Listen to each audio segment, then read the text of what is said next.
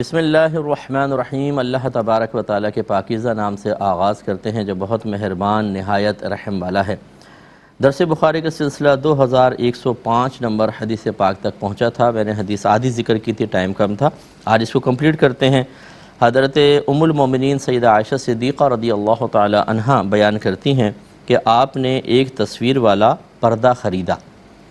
پھر جب نبی کریم صلی اللہ علیہ وسلم نے اس پردے کو دیکھا تو آپ دروازے پر کھڑے رہے، یعنی داخل ہو رہے تھے تو پردے پہ نگاہ پڑ گئی، ٹھہر گئے اور گھر میں داخل نہیں ہوئے۔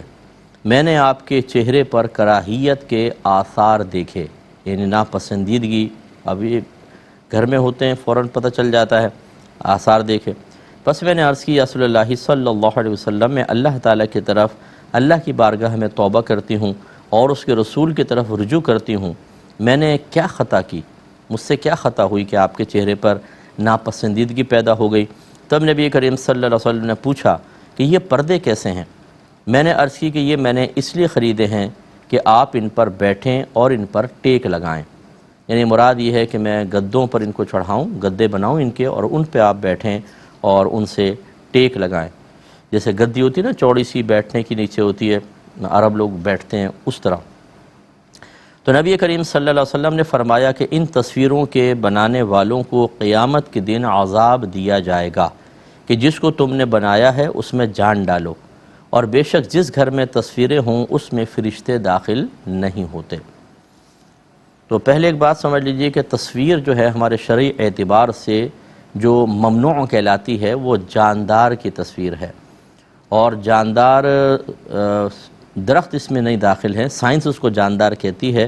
درخت ہٹا کر باقی جتنی جاندار اشیاء ہیں، وہ چاہے جنات کے آپ تصوراتی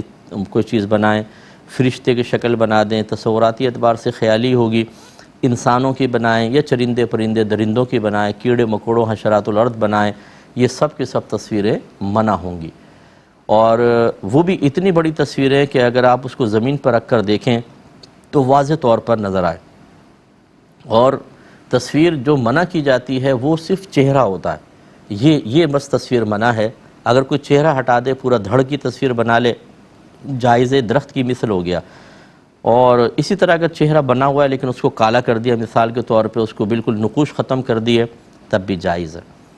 تو اب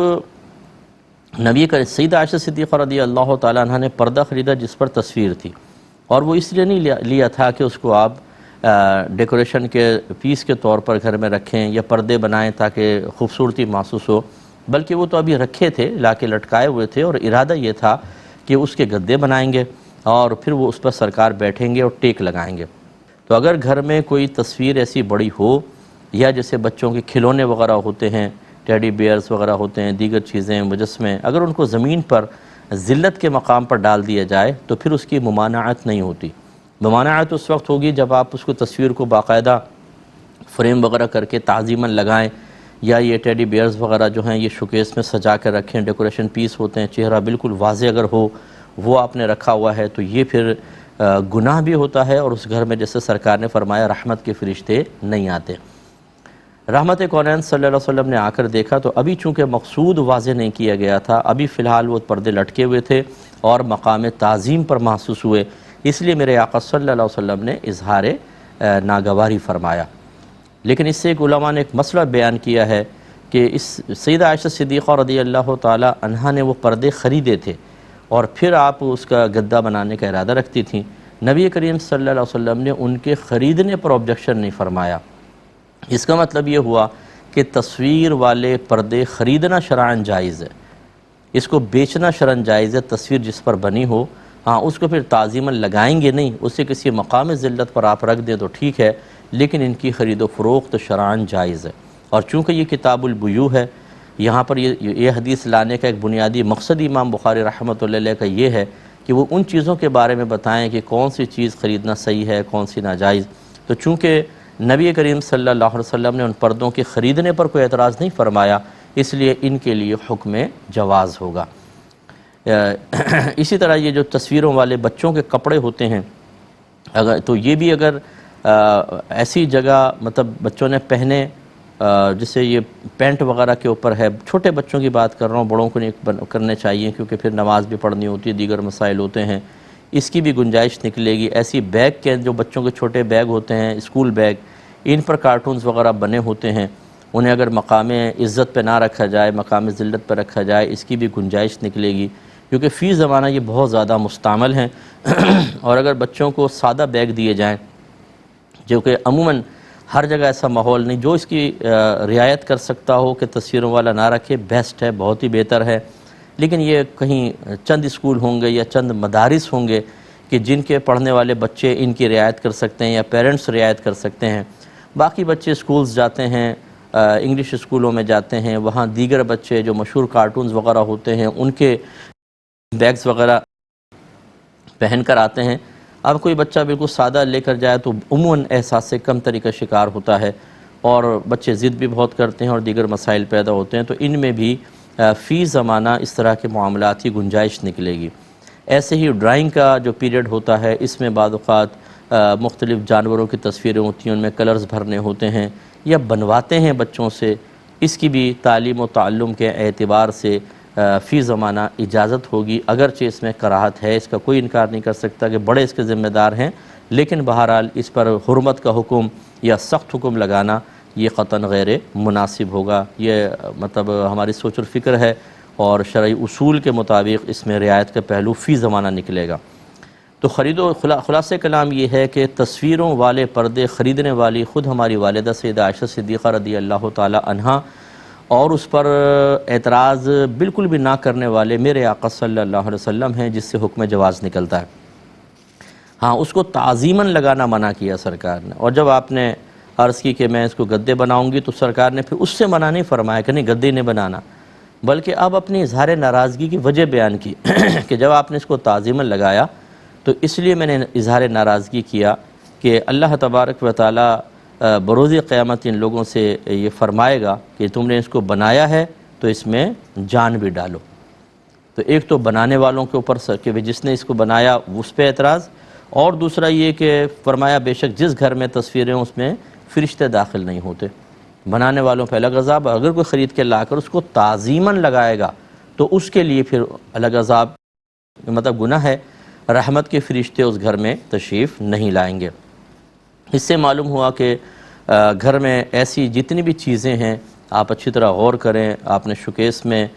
فریم کر کے تصویریں لگا رکھی ہیں، دیواروں پہ لگائی ہوئی ہیں، ایسے کوئی مجسمے کھڑے ہوئے ہیں یا ڈیکوریشن پیسز ہیں، ان کو اپنے گھر سے نکالیں۔ اس گھر میں رحمت کے فرشتے نہیں آتے۔ اچھا، بعض ہمارے بھائی جو ہیں جو خاص طور پہ کروڑ پتی ہوتے ہیں، ارب پتی ہوتے ہیں، باہر کے ملکوں میں بھی خاص طور پر انہوں نے اپنے بچوں کی، اپنی شادیوں کی فوٹویں، بچے سرٹیفکیٹ لے رہے ہیں یونیورسٹی سے تو اس کی فوٹویں لگا رکھی ہیں، اور جب انہیں اس قسم کی حدیث سنائیں تو وہ تھوڑا سا مطلب کہتے ہیں کہ اگر رحمت کے فرشتے نہیں آتے تو یہ ہمارے گھر میں دولت کی ریل پیل کیسی ہے؟ ہمیں تو کوئی ٹینشن نہیں ہے، جو تصویریں نہیں لگا رہے وہ مصیبت میں پھنسے پڑے ہیں، ہم نے تو عرصہ دراز سے تصویریں لگائی ہوئی، ہمیں تو کوئی ایسا محسوس نہیں ہو رہا۔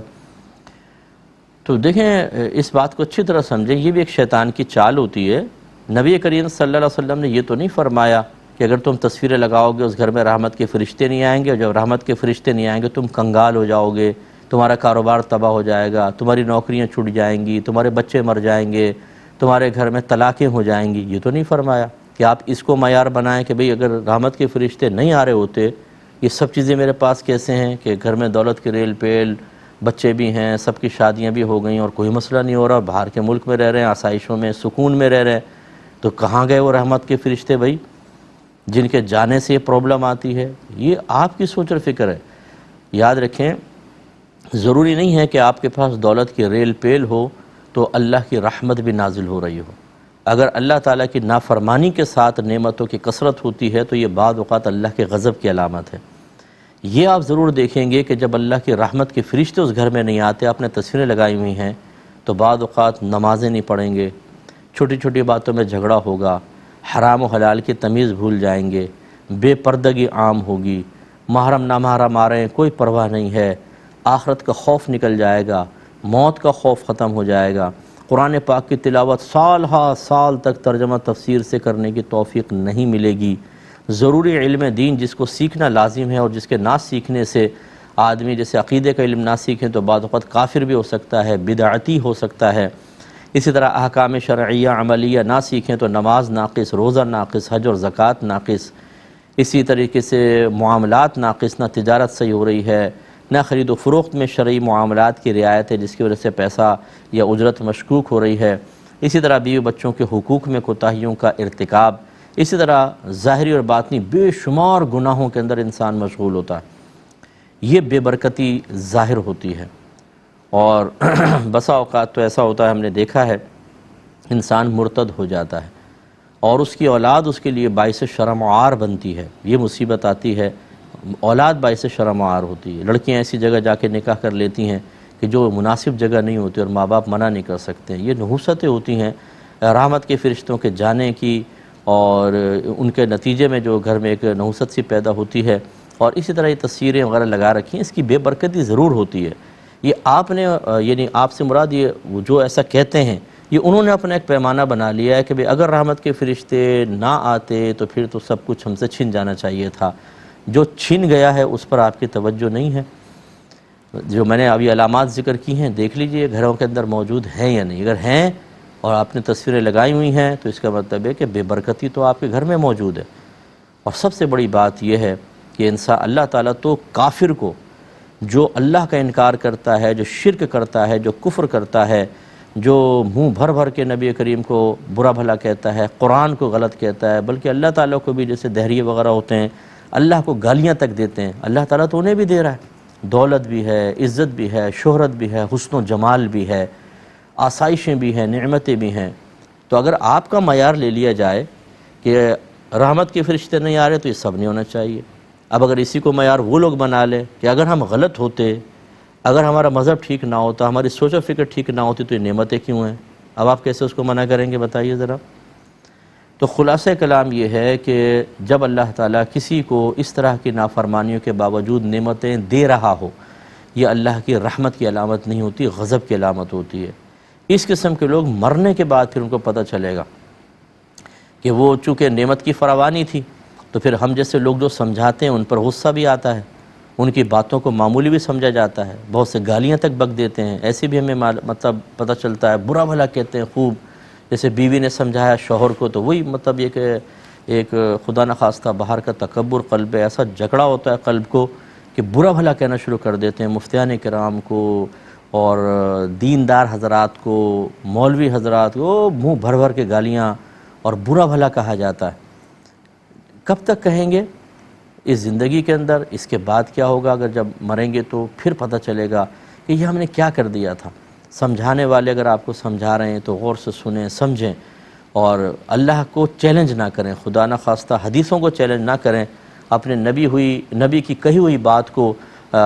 اس کے سامنے ڈٹ نہ جائیں اور اس کو غلط ثابت کرنے کے لیے اپنا طرز عمل یا اپنے جو معاملات ہیں ان کو بطور دلیل پیش نہ کریں۔ بھئی کیسے حدیث میں آپ کہہ رہے ہیں؟ اگر ایسا ہوتا تو اب یہ کیوں ہے؟ یعنی اس کا مطلب ہے کہ نبی کریم غلط کہہ رہے ہیں، یا انہوں نے ناقص بات کہی، تمہاری سوچ زیادہ کامل اور اکمل ہو گئی ہے۔ یہ چیزیں بس سمجھنے والی ہیں۔ تو یہاں دنیا میں اگر پتہ نہیں چلا تو مرنے کے بعد پتہ چلے گا کہ قبر میں جانے کے بعد شدید قسم کا عذاب ہوگا۔ اور پھر اکثر ایسی ہوتا ہے، میں نے دیکھا ہے اس قسم کے لوگ جو ہوتے ہیں اپنے بچوں کی بھی چونکہ دینی تربیت نہیں کرتے ہیں تو وہ بچے ان کے لیے نہ تو کوئی دعائے بخشش و مغفرت لگاتار کرتے ہیں، نہ کوئی اصالہ ثواب کا اہتمام، نہ ان کے لیے کوئی اور مطلب ثواب جاریہ، تو پھر بیچارے پڑے رہتے ہیں بس قبر میں۔ تو آپ سب سے میری بہن بھائیوں سے گزارش ہے، اس طرح کے معاملات میں بالکل نبی کریم صلی اللہ علیہ وسلم کے احکام کے مقابلے میں جرأت، دلیری، دلیلیں دینا اور بہت سی ظاہری چیزوں کو اس کے خلاف بطور دلیل پیش کرنے کی کوشش کرنا، یہ ایک مومن کا کام نہیں ہوتا، یہ غلط طریقہ کار ہے۔ اگر آپ کے ماں باپ کوئی آپ کو صحیح بات کہتے ہیں، آپ کے ٹیچر آپ کو صحیح بات کہتے ہیں، آپ کے شیخ کامل آپ کو صحیح بات کہیں، اور آپ ان کی صحیح بات کو رد کرنے کے لیے اپنی غلط بات پر ڈٹ جائیں اور اپنی غلط بات کو ثابت کرنے کے لیے بہت سی چیزیں دلیل کے طور پہ پیش کریں، تب بھی کہنے والے عام لوگ بھی کہیں گے کہ یار تم دیکھو اپنے والدین کے مقابلے میں ایسا کر رہے ہو، پیر صاحب کے مقابلے میں ایسا کر رہے ہو، تو پھر نبی کریم صلی اللہ علیہ وسلم کے مقابلے میں ایسا کرنا کس طرح روا ہو سکتا ہے؟ لہٰذا میں اپنے بہن بھائیوں سے گزارش کروں گا ہمت کریں اور گھر سے ساری تصویریں اس طرح کی نکالیں۔ یہ نہیں کہہ رہا ہوں کہ پھاڑ کر ان کو آگ میں جلا دیں، انہیں نکالیں فریم سے اور کسی ایلبم وغیرہ میں کر کے اس کو الماری میں بند کر کے رکھیں، اسے تعظیماً نہ لگائیں، چھپا دیں تو پھر ٹھیک ہے۔ ایک اور انہوں نے بیان فرمایا، اگلے باب کی طرف آتے ہیں، فرماتے ہیں کہ باب صاحب السلعۃ احق بالصوم، سودے کے مالک کو قیمت مقرر کرنے کا زیادہ حق ہے۔ یعنی کیا مطلب، اگر میں فرض کریں گلاس بیچنا چاہتا ہوں، میں اس کا مالک ہوں، تو میں اس کی قیمت مقرر کرنے کا زیادہ حقدار ہوں۔ بعض اوقات ایسا ہوتا ہے کہ یہ حق سلب کیا جاتا ہے اس صورت میں کہ جب میں ایسی قیمت مقرر کر دوں کہ وہ میرا قیمت مقرر کرنا لوگوں کے لیے باعث ضرر اور تکلیف بن جائے، اور یہ اس وقت ہوتا ہے کہ جب میں ان روز مرہ چیزوں کی قیمت زیادہ کر دوں کہ جس تک لوگوں کی رسائی روزانہ ان کو مجبوری ہے کہ وہ رسائی حاصل کریں، اور اب خریدنا مشکل ہو جائے۔ جیسے آج کل یہ آٹا، دالیں، سبزیاں، انڈے اور ڈبل روٹیاں، ان سب کی قیمتیں تھوڑی زیادہ ہو گئی ہیں تو یہ لوگ فائدہ اٹھا رہے ہیں، مطلب چیک اینڈ بیلنس نہیں، کوئی پکڑ دھکڑ نہیں، تو وہ زیادہ سے زیادہ کرتے چلے جا رہے ہیں۔ اب ایسی جو چیزیں کی قیمت مقرر کرنے کا حق تو نہیں دیا جا سکتا نا، کہ اگر میری چیز ہے وہ لوگوں کی سخت ضرورت کی ہے، اور اگر میں اس کو نارمل بیچوں تب بھی مجھے اچھا نفع ہو رہا ہے، لیکن میں اس کو ڈبل ٹرپل قیمت میں بیچوں تو یہ تو لوگوں کے لیے باعث تکلیف ہے۔ ایسی صورت میں جو ریاست ہوتی ہے اس کو حق حاصل ہوتا ہے کہ وہ کوئی قیمت فکس کر دے۔ مثال کے طور پہ یہ گلاس لوگوں کی سخت ضرورت ہے، غلہ ہے فرض کر لیں، لوگوں کی سخت ضرورت ہے، اور وہ مطلب 100 روپے کلو بکنا چاہیے، میں بیچ رہا ہوں 500 روپے کلو،